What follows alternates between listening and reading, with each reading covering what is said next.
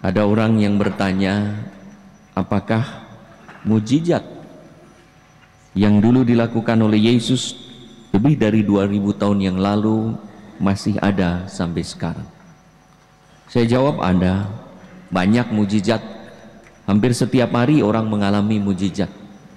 Juga ketika orang-orang secara khusus meminta pada Yesus dalam perayaan Ekaristi, Yesus yang hadir secara sakramental dan real, itulah Yesus yang sama. Banyak orang saat ini memang meminta mujizat karena menghadapi hidup seolah berada di jalan buntu. Bayangkan saja, setelah berusaha sekuat apapun ternyata belum berhasil juga. Orang sakit badan dirawat di mana-mana, bahkan sampai melibatkan ahli ternama pun ternyata belum sembuh juga. Orang yang sakit hati didekati dengan cara apapun ternyata belum mengampuni juga. Orang yang gagal didukung, ditopang dengan cara apapun ternyata terus terpuruk. Orang jahat didekati dengan kasih apapun serta didoakan bagaimanapun ternyata belum bertobat juga. Usaha dan kehebatan manusia pada saat-saat tertentu tak mampu mengatasinya.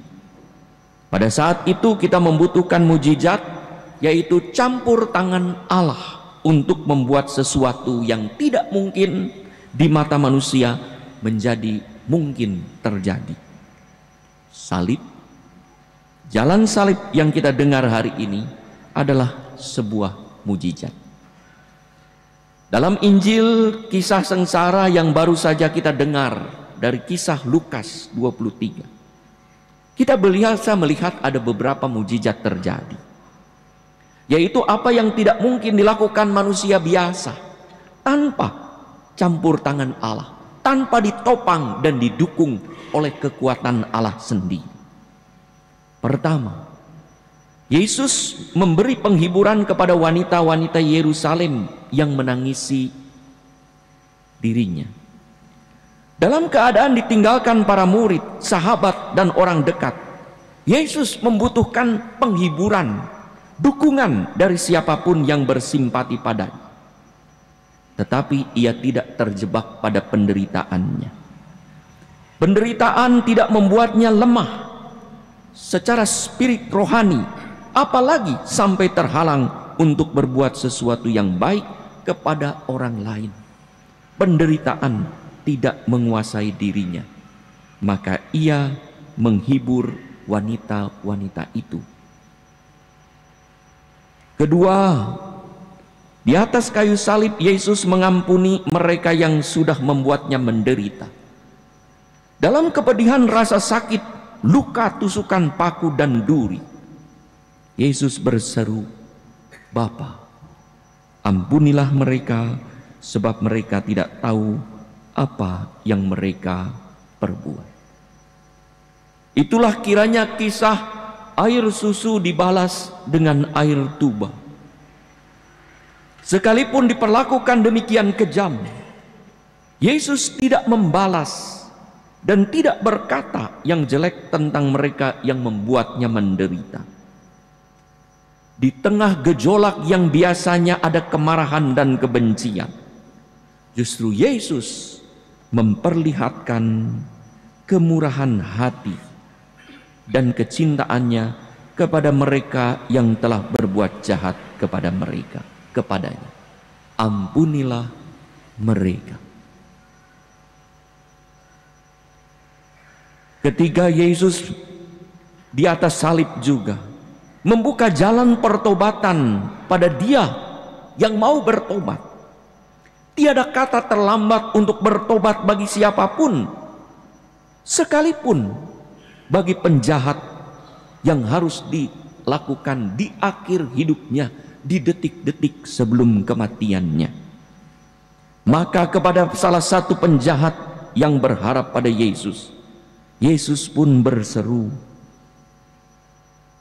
"Aku berkata kepadamu, sesungguhnya hari ini engkau akan ada bersama-sama dengan aku di dalam Firdaus."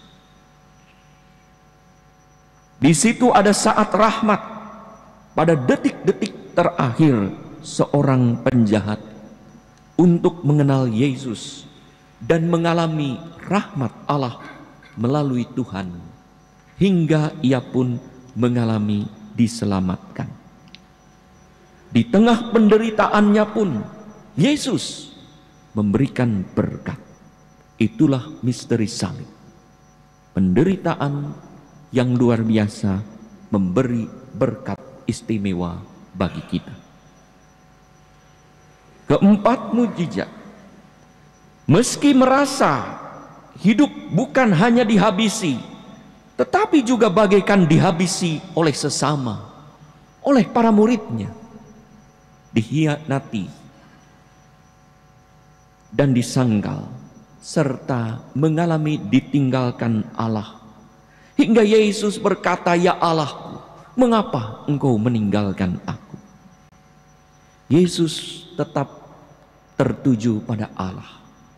Ia tidak dikuasai oleh penderitaannya dan berserah diri pada Allah. "Ya Bapa, ke dalam tangan-Mu kuserahkan nyawa." Itulah kepasrahan dan penyerahan, persembahan diri, dan tetap taat kepada Allah dalam penderitaan yang tak terkatakan. Saudara-saudari yang terkasih, kita semua pernah menderita, atau mungkin sekarang sedang mengalami penderitaan dengan skala dan alasan yang berbeda-beda. Dengan 4 mujizat jalan salib, kita diteguhkan bahwa penderitaan, pengkhianatan, kejahatan bukanlah akhir dari segalanya. Kita tidak sendirian. Yesus yang telah mengalami rasa sakit dan pedih akan juga menemani kita.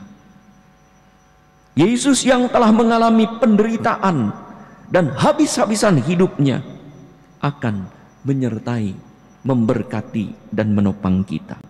Karena Ia tahu betul bagaimana rasa sakit, pedih, pilu, dikhianati, ditinggalkan, dan menderita seperti yang kita alami. Minggu Palma hari ini mengantar pada Jumat Agung. Setelah Jumat Agung ada Minggu Paskah. Tak ada mahkota tanpa penderitaan. Pepatah kita pun berkata, berakit-rakit dahulu, berenang-renang kemudian. Bersakit-sakit dahulu, bersenang-senang kemudian.